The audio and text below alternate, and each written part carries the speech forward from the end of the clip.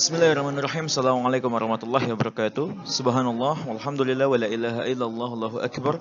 Allahumma salli ala Muhammad wa ala ali Muhammad. Rabbi shrah li sadri wa yassir li amri wa hlul 'uqdatam min lisani yafqahu qawli. Segala puji hanya milik Allah teman-teman semua, karena atas berkat rahmat dan nikmat Allah sehingga kita dapat menonton video ini dalam keadaan sehat walafiat.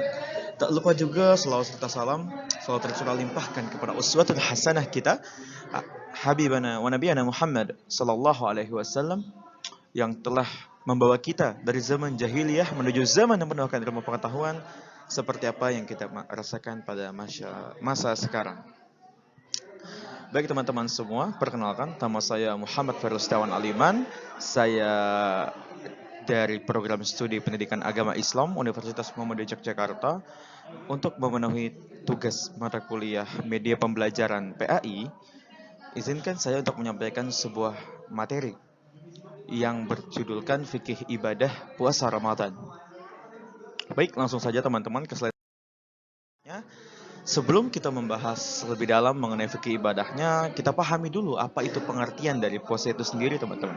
Nah, jadi puasa itu di dalam bahasa Arab disebut dengan kata asyam atau as-shaum, yang secara bahasa asyam artinya adalah al-imsak atau yaitu menahan diri. Sedangkan secara istilah puasa atau asyam itu adalah menahan diri dari segala sesuatu, baik itu nafsu, puasa, dan juga menahan diri dari terbitnya fajar hingga terbenamnya matahari. Jadi itu teman-teman ya. Jadi secara istilah puasa itu adalah menahan segala sesuatu, baik itu makan, baik itu nafsu, baik itu perbuatan dosa atau maksiat, dari terbit fajar hingga terbenamnya matahari. Itu definisi puasa. Seperti itu teman-teman. Selanjutnya hukum puasa Ramadan. Nah, untuk hukum puasa Ramadan itu hukumnya wajib teman-teman. Kenapa wajib?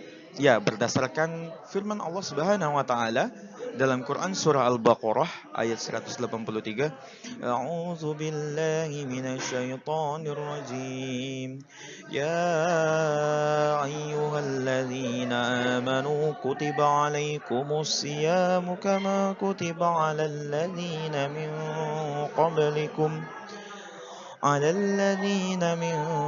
qablikum la'allakum tattaqun. Nah, yang artinya teman-teman, wahai orang-orang yang beriman, ya ayyuhallazina amanu, wahai orang-orang yang beriman, yang mengaku muslim, yang mengaku Islam, ya. Kutiba alaikumus siyam, diwajibkan atas kamu berpuasa. Kama kutiba alal ladzina min qablikum la'allakum tattaqun. Jadi diwajibkan atas kamu berpuasa sebagaimana diwajibkan atas orang-orang sebelum kamu agar kamu bertakwa. Nah, jadi konteksnya sudah jelas teman-teman. Kutiba alaikumus siyam, diwajibkan atas kamu berpuasa, diwajibkan, itu digarisbawahi teman-teman. Jadi berdasarkan firman Allah dalam surah ini, dalam ayat ini, maka hukum puasa Ramadan itu wajib. Yang mana ketika ditinggalkan tanpa uzur, tanpa alasan yang jelas, maka dosa besar teman-teman semua. Selanjutnya, ada juga dalam hadis riwayat Bukhari dan Muslim yang bunyinya Bunyal Islamu alal khamsin. Islam itu dibangun di atas 5 rukun. Syahadati an la ilaha illallah wa anna Muhammadur Rasulullah. Syahadat la ilaha illallah Muhammad Rasulullah, maksudnya syahadat teman-teman. Lalu wa iqamis shalah, menegakkan salat. Wa ita'iz zakah, membayar zakat. Wa hajjil baiti, yaitu menunaikan haji. Wa shaumi Ramadan, dan puasa Ramadan. Nah, jadi teman-teman semua, puasa Ramadan itu merupakan salah satu dari rukun Islam, ya. Jadi yang namanya rukun Islam, ketika kita sudah Islam, kita itu wajib menjalani kelima rukun tersebut, dan salah satunya itu adalah puasa Ramadan, teman-teman. Selanjutnya keutamaan puasa. Ya, keutamaan puasa itu yang pertama, puasa itu adalah ibadah yang gak ada tandingannya. Hal ini berdasarkan sabda Nabi Rasulullah SAW bersabda kepada Abu Umamah Al-Bahili yang artinya, hendaknya engkau berpuasa karena puasa itu ibadah yang tidak ada tandingannya. Hadis riwayat Ahmad, An-Nasai, lalu disahihkan oleh Al-Albani dalam Sahih An-Nasai. Lalu yang kedua, itu Allah Ta'ala menyandarkan puasa kepada dirinya. Jadi maksudnya itu dalam hadis Qudsi yang artinya Allah Azza wa Jalla berfirman, setiap amalan manusia itu bagi dirinya kecuali puasa, karena puasa itu untukku dan aku akan membalas pahalanya. Jadi puasa itu seluruh amalan kebaikan itu yang dilakukan oleh manusia itu untuk dirinya sendiri kecuali puasa. Karena puasa itu untuk Allah Subhanahu wa taala dan Allah langsung yang membalas pahalanya, langsung dari Allah tanpa ada pembatas. Seperti itu teman-teman. Itu saking utamanya puasa. Lalu yang ketiga, puasa itu menggabungkan 3 jenis kesabaran teman-teman semua. Yang pertama itu sabar dalam melakukan ketaatan kepada Allah Subhanahu wa taala, lalu sabar dalam menjauhi hal-hal yang dilarang Allah Subhanahu wa taala, dan yang terakhir, sabar terhadap takdir Allah atas rasa lapar dan kesulitan yang ia rasakan selama puasa. Jadi itu ya teman-teman, salah satu keutamaan puasanya itu menggabungnya 3 jenis kesabaran, yaitu sabar taat, sabar menjauhi larangannya, dan juga sabar terhadap takdir atas rasa lapar dan kesulitan yang kita rasakan selama berpuasa. Seperti itu teman-teman. Lalu teman-teman, yang ada syarat sah puasa. Jadi untuk menjalani puasa itu ada syarat-syaratnya dulu. Yang pertama teman-teman, itu Islam atau orang Islam. Jelas ya teman-teman di sini. Untuk yang pertama itu ya memang harus Islam. Seperti itu. Nggak bisa kalau non-Muslim atau orang-orang kafir ingin berpuasa, ingin mendapatkan pahala, ya tidak bisa. Karena tidak mengimani Allah Subhanahu wa taala. Tidak mengimani rukun iman. Seperti itu ya singkatnya. Lalu yang kedua balig. Ya. Nih, balig. Apa itu balig? Balig secara kata itu diambil dari bahasa Arab yang secara bahasa memiliki arti sampai. Maksudnya yaitu telah sampai usia seseorang pada tahap kedewasaan. Nah, jadi ketika seseorang anak sudah balik, maka menjadi perkara penting sekali dikarenakan kewajiban beragamanya itu sudah menjadi tanggung jawab dirinya sendiri, bukan tanggung jawab dari orang tuanya. Lalu yang ketiga itu berakal, teman-teman. Maksudnya bagaimana? Nah, di berakal itu dalam artian ia bisa membedakan mana baik atau buruk. Atau bisa juga dikatakan ia tidak gila, gitu kan? Ya karena ia bisa membedakan mana yang baik dan buruk. Seperti itu, teman-teman. Lalu selanjutnya mukim atau tidak sedang safar atau tidak sedang dalam perjalanan. Nah, konteks di sini teman-teman tidak sedang dalam perjalanan jauh ya. Tetapi saya rasa di zaman sekarang itu sudah mudah ya teman-teman semua untuk melakukan safar atau apa namanya? Itu sudah mobil-mobil sudah ber-AC ya. Saya rasa jadi ketika sedang safar pun itu insya Allah lebih mudah dalam menjalani ibadah puasa ini. Karena ya safar di masa sekarang itu beda dengan safar di masa lalu yang menggunakan unta, memakan waktu berhari-hari dan lain sebagainya. Jadi itu ya teman-teman, mukim atau berdiam di suatu tempat atau tidak sedang kemana-mana atau bahasa simpelnya seperti itu. Lalu selanjutnya suci dari haid dan nifas ya, suci dari haid dan nifas yang mana ia sedang tidak dalam keadaan haid atau nifas untuk perempuan seperti itu ya. Lalu selanjutnya ia apa namanya mampu berpuasa. Nah, maksudnya bagaimana? Jadi mampu dalam artian ia kuat secara raga dan fisiknya, tidak sedang sakit keras atau sakit yang mengharuskan ia untuk dirawat dan harus makan, harus minum. Seperti itu ya teman-teman. Dan lalu yang terakhir, niat. Ya, seperti itu. Nah, selanjutnya orang yang dibolehkan untuk tidak berpuasa. Orang-orang apa aja gitu kan. Nah, yang pertama itu orang yang sedang sakit ya. Orang yang sedang sakit dan bisa membahayakan dirinya jika berpuasa. Nah, jumhur ulama atau kebanyakan ulama itu mengatakan bahwasannya orang yang sakit itu boleh meninggalkan puasa. Ya. Jadi maksudnya orang yang sakit boleh meninggalkan puasa itu adalah yang jika berpuasa itu dikhawatirkan akan menimbulkan gangguan serius pada kesehatannya, seperti itu loh. Adapun jikalau orang yang sedang sakit ringan, itu yang jika berpuasa tidak ada pengaruh sama sekali atau pengaruh kecil, seperti contohnya ia sedang pilek atau sedang sakit kepala, maka ulama empat mazhab itu sepakat orang yang demikian itu wajib tetap berpuasa dan tidak boleh meninggalkan puasa gitu ya. Jadi konteks sakit di sini tuh ya sakit yang keras dan membahayakan dirinya jika puasa gitu loh. Kalau sakitnya cuma sakit perut, cuma pusing, cuma pilek, itu tetap hukumnya wajib, tidak perlu nggak tidak perlu tidak berpuasa, tetap wajib untuk berpuasa. Lalu terkait adanya kewajiban qadha atau tidaknya orang sakit itu dibagi menjadi dua macam, ya. Yang pertama itu orang yang sakit diperkirakannya masih bisa sembuh, maka wajib mengqadha ketika sudah mampu untuk menjalankan puasanya. Ulama ijma akan hal ini. Lalu orang yang sakitnya diperkirakan tidak bisa sembuh, maka membayar fidyah kepada satu orang miskin untuk setiap hari yang ditinggalkan. Dikiaskannya dengan keadaan orang yang sudah tua renta tidak mampu lagi berpuasa. Dan ini disepakati oleh mazhab fikih yang ada empat itu. Lalu selanjutnya musafir. Nah, musafir itu adalah orang yang sedang dalam perjalanan jauh.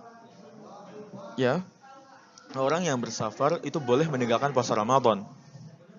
Baik perjalanan sulit dan berat jika pun dilakukan dengan berpuasa, maupun perjalanan ringan dan tidak berat jika dilakukan dengan berpuasa. Namun, jika orang yang bersafar itu berniat bermukim di tempat tujuan, safarnya lebih dari 4 hari, maka tidak boleh meninggalkan puasa sejak ia sampai di tempat tujuannya. Ya, para ulama khilaf mengenai musafir yang perjalanannya ringan dan tidak berat jika dilakukan dengan berpuasa. Semisal menggunakan pesawat atau kendaraan yang sangat nyaman, apakah lebih utama berpuasa ataukah tidak? Yang lebih kuat dan ini adalah pendapat jumhur ulama, lebih utama tetap berpuasa ya. Seperti yang tadi saya bilang, bahwasannya musafir zaman dahulu dengan zaman sekarang itu berbeda, seperti itu teman-teman ya. Karena di zaman Nabi untuk berpergian dari satu kota ke kota lain itu menggunakan unta, menggunakan keledai, menggunakan kuda ya. Dan itu ketika sedang panas langsung terkena terik matahari. Sedangkan di zaman kita itu sudah ada mobil yang tadi saya katakan, sudah ada AC, pesawat, kereta, dan lain sebagainya. Maka pendapat jumhur ulama itu tadi lebih utama untuk tetap berpuasa. Orang yang hampir selalu bersafar setiap hari, seperti pilot atau supir bis, supir truk, masinis, dan semacamnya, itu dibolehkan untuk tidak berpuasa selama bersafar, dan selama itu memiliki tempat tinggal untuk pulang dan menetap. Pendapat ini dikuatkan oleh Ibnu Taimiyah dan Ibnu Al-Utsaimin. Ya. Lalu yang ketiga teman-teman, ini orang yang sudah tua renta. Ya. Nah maksudnya itu bagaimana? Orang yang sudah tua renta dan tidak lagi mampu ya, tidak mampu lagi untuk berpuasa, itu dibolehkan untuk tidak berpuasa Ramadan. Ulama pun ijma akan hal ini. Wajib bagi mereka untuk membayar fidyah kepada satu orang miskin untuk setiap harinya yang ditinggalkan. Lalu yang keempat, wanita hamil dan menyusui. Nah, wanita hamil atau yang sedang menyusui itu boleh meninggalkan puasa Ramadan. Baik karena ia khawatir terhadap kesehatan dirinya maupun khawatir terhadap kesehatan si bayi. Ulama berbeda pendapat nih mengenai konteks ini. Apa kewajiban wanita hamil dan menyusui ketika meninggalkan puasa? Sebagian ulama berpendapat bagi mereka cukup membayar fidyah tanpa qadha. Ini dikuatkan oleh Syekh Al-Bani. Sebagian ulama juga berpendapat bagi mereka cukup mengqadha tanpa fidyah. Ini juga dikuatkan oleh Syekh Ibnu Baz, Syekh Ibnu Al-Utsaimin, Syekh Shalih Al-Fauzan, Al-Lajna'at, Taimah, juga pendapat Hanafiyah dan Malikiyah. Lalu sebagian ulama mazhab juga berpendapat bagi mereka qadha fidyah jika meninggalkan puasa karena khawatir akan kesehatan si bayi. Yang lebih rajin insya Allah adalah pendapat kedua, yaitu bagi mereka yang wajib qadha saja tanpa fidyah. Lalu yang terakhir itu orang-orang yang memiliki uzur jelas gitu ya. Nah jadi orang yang memiliki sebab-sebab yang membolehkan ia untuk tidak berpuasa, diantaranya yang pertama, orang yang pekerjaannya terasa berat. Orang yang demikian itu tetap wajib meniatkan diri berpuasa dan wajib berpuasa. Namun ketika tengah hari bekerja lalu terasa sangat berat hingga dikhawatirkan dapat membahayakan dirinya, maka itu boleh untuk membatalkan puasa ketika itu dan wajib mengqadha membuatnya di luar Ramadan atau ketika Ramadan usai. Lalu orang yang sangat kelaparan dan kehausan sehingga membuatnya binasa. Nah, orang yang demikian wajib berbuka dan mengqadha di hari lain. Orang yang dipaksa untuk berbuka atau dimasukkan makanan dan minuman secara paksa ke mulutnya. Orang yang demikian itu boleh berbuka dan mengqadhanya di hari lain gitu loh. Dan ia tidak berdosa karenanya ya karena dipaksa gitu loh. Ibarat kata eh, sedang puasa terus dicekoki bahasanya gitu ya, dicekoki makanan dan minuman. Lalu yang terakhir itu adalah mujahid fisabilillah yang sedang berperang di medan perang. Itu dibolehkan bagi mereka untuk meninggalkan puasa ya. Berdasarkan hadis yang artinya sesungguhnya musuh kalian telah mendekati kalian, maka berbuka itu lebih menguatkan kalian dan hal itu merupakan rukhsah. Hadis riwayat Muslim. Seperti itu ya teman-teman.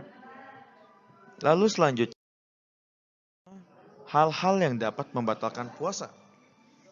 Yang pertama, jelas ya, makan dan minum dengan sengaja. Nah, hal itu langsung dapat membatalkan puasa secara fix seperti itu ya. Lalu yang kedua, hal-hal yang dapat membatalkan puasa itu adalah keluar mani dengan sengaja. Nah, hal ini juga jelas ya. Tidak perlu saya jelaskan, insya Allah teman-teman sudah paham. Lalu selanjutnya muntah dengan sengaja. Ya, muntah disengaja gitu loh. Itu juga dapat membatalkan puasa. Lalu selanjutnya keluarnya darah haid dan nifas. Dan juga itu juga ketika perempuan datang bulan itu membatalkan puasa gitu. Lalu selanjutnya pingsan atau gila. Jadi ketika seseorang itu menjadi gila, maka itu ya jelas puasanya batal karena tidak memenuhi syarat sah puasa tadi yang di awal, ya. Lalu pingsan. Pingsan juga itu dapat membatalkan puasa seperti itu. Lalu selanjutnya riddah atau murtad, keluar dari agama Islam. Nah, itu jelas karena tidak memenuhi rukun Islam yang tadi. Lalu berniat untuk membatalkan puasa. Nah, ini sering kali terjadi ya di kalangan anak-anak biasanya. Ya, jadi ketika kita sudah terbesit niat batal sajalah gitu kan. Nah, itu walaupun gak jadi batal, tapi itu sudah membatalkan puasa gitu. Lalu selanjutnya merokok. Nah, ini merokok itu masih terjadi khilafiyah ya. Banyak, tapi itu kayaknya sepertinya jelas ya, sudah membatalkan puasa seperti itu ya. Lalu selanjutnya yang membatalkan puasa itu adalah jima atau bersenggama atau berhubungan badan di tengah hari puasa. Nah, hal itu dapat membatalkan puasa ya. Selain membatalkan puasa, itu juga wajib mengqadha puasa, juga diwajibkan menunaikan kafarah, membebaskan seorang budak. Budak. Jika tidak ada, maka harus puasa 2 bulan secara berturut-turut. Jika tidak mampu, maka memberi makan 60 orang miskin. Itu untuk fidyah bagi yang tadi jima ya. Lalu selanjutnya hijamah atau bekam. Nah, ini diperselisihkan juga nih apakah dapat membatalkan puasa atau tidak. Tapi pendapat jumhur ulama hijamah itu tidak membatalkan puasa. Sedangkan pendapat Hanabilah bekam itu dapat membatalkan puasa. Pendapat kedua ini juga dikuatkan oleh Ibnu Taimiyah, Ibnu Baz, Ibnu Al-Utsaimin. Lalu masalah donor darah merupakan turunan dari masalah bekam ya. Maka donor darah juga tidak membatalkan puasa dengan mentakhrij pendapat ulama dan bisa membatalkan puasa dengan mentakhrij pendapat Hanabilah. Seperti itu, teman-teman. Lalu selanjutnya mungkin cukup sekian teman-teman yang bisa saya sampaikan. Terima kasih sudah menonton sampai akhir. Semoga apa yang saya sampaikan itu dapat memberikan manfaat dan juga menjadi berkah ya untuk kita semua. Mari saya tutup. Sebelum saya tutup, izinkan saya menyampaikan satu kalimat bahwasanya yang berbicara sekarang ini belum tentu lebih baik daripada yang sedang menonton. Oleh karena itu jangan melihat siapa yang berbicara, tetapi lihat saja apa yang dibicarakan. Ambil saja baiknya. Billahi fisabilil haq, fastabiqul khairat. Wassalamualaikum warahmatullahi wabarakatuh.